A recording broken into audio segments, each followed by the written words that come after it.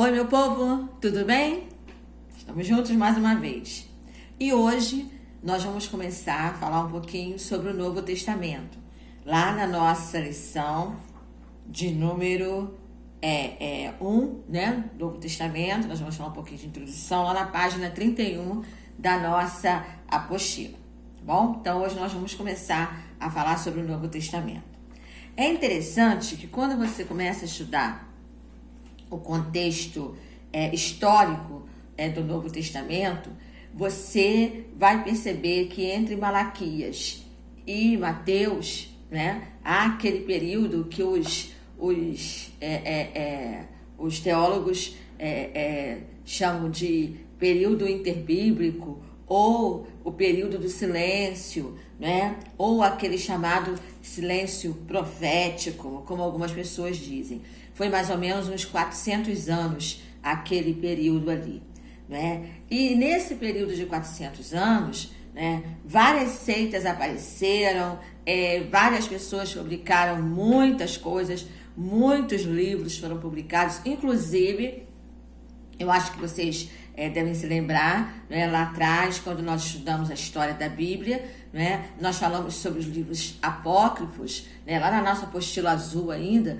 Então, muita coisa da literatura apócrifa apareceram, muitos livros apócrifos apareceram nesse período, né, dos 400 anos aí, dos tais 400 anos de silêncio. Apareceram muita coisa, né? E apareceram, inclusive, as seitas, né, que nós vamos falar um pouquinho sobre elas aqui na nossa lição de hoje, né?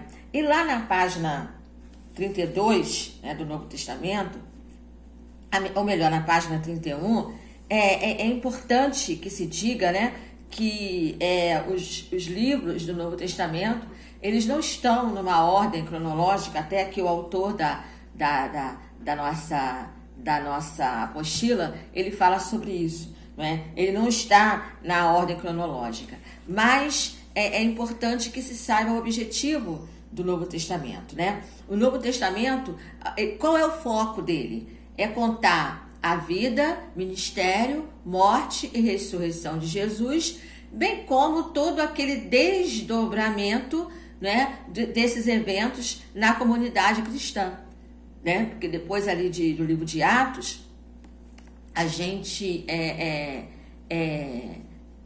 entende, né, que ali começou esses desdobramentos, o que aconteceu com a igreja, a maneira como a igreja cresceu, a maneira como o evangelho ele foi se expandindo, a maneira como o evangelho cresceu e chegou até nós, né?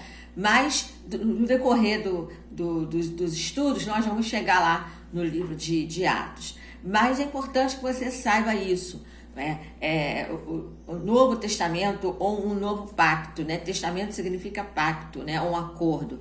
Então nós tínhamos o Antigo Testamento, né? Que era um acordo entre Deus e o povo que ele escolheu. E o Novo Testamento, que é um acordo entre Deus através de Jesus, que atinge a todos nós, que chega a todos nós, porque Jesus veio para todos nós, tá bom? Mas vamos lá.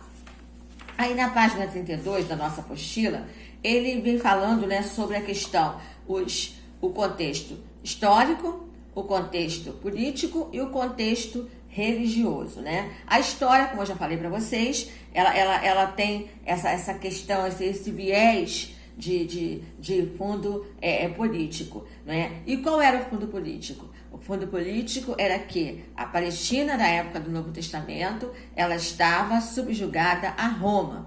Roma havia subjugado toda aquela região da Palestina. Foi exatamente a época que Jesus nasceu, né? Jesus nasceu na plenitude dos tempos, na época certa, mesmo sob o domínio romano.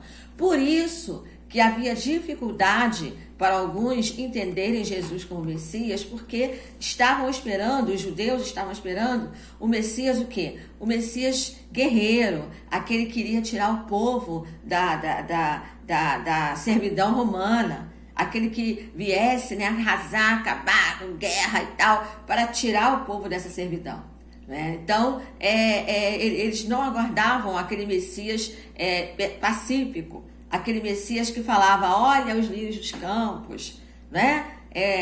Eu vim para que tenham paz, né? Eu vim trazer a paz, bem-aventurados pacificadores. Então, é interessante você fazer ter essa ideia, porque essa questão do contexto histórico. Havia a expectativa de vir um que derrubasse o domínio romano, né? Então, aqui na página 32, vem falando sobre a hierarquia, né,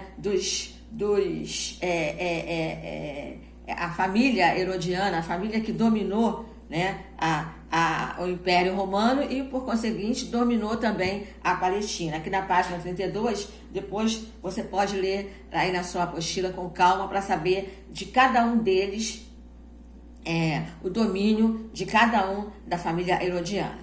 Mas aí a gente entra na página 33, que é a atmosfera o quê? Religiosa. Por quê? Nós temos os judeus e os judeus, dentro do próprio judaísmo, tem as chamadas ramificações das seitas judaicas. Então, nós temos aqui na página 33, nós vamos começar a falar sobre alguns deles, né, e na próxima aula a gente vai continuar. Nós temos os fariseus, né, não sei se vocês com certeza vocês já ouviram falar, né? Às vezes a gente até brinca, né? Fulano é um fariseu, etc, etc, né? Mas quem eram esses fariseus, né? Aqui na nossa apostila vem dizendo que eles eram descendentes de Esdras, né? Lá, o escriba Esdras, né? O termo hebraico significa piedoso.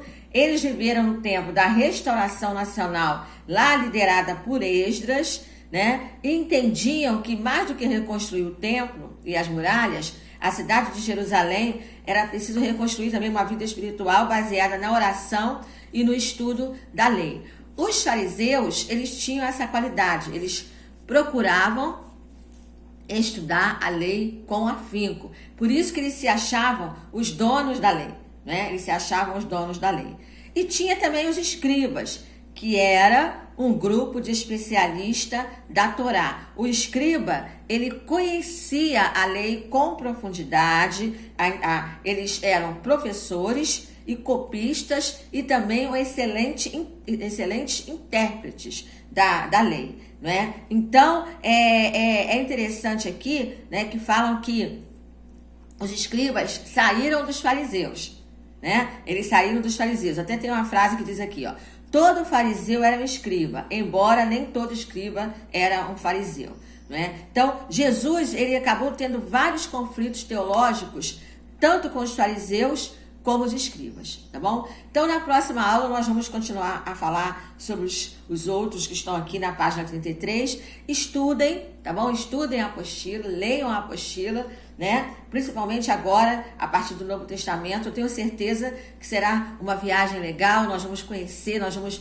viajar por esse mundo do Novo Testamento. Nós vamos nos aprofundar mais um pouquinho. Tenho certeza que você vai gostar, tá bom? Até a próxima. Fiquem com Deus. Se cuidem. Beijo no coração.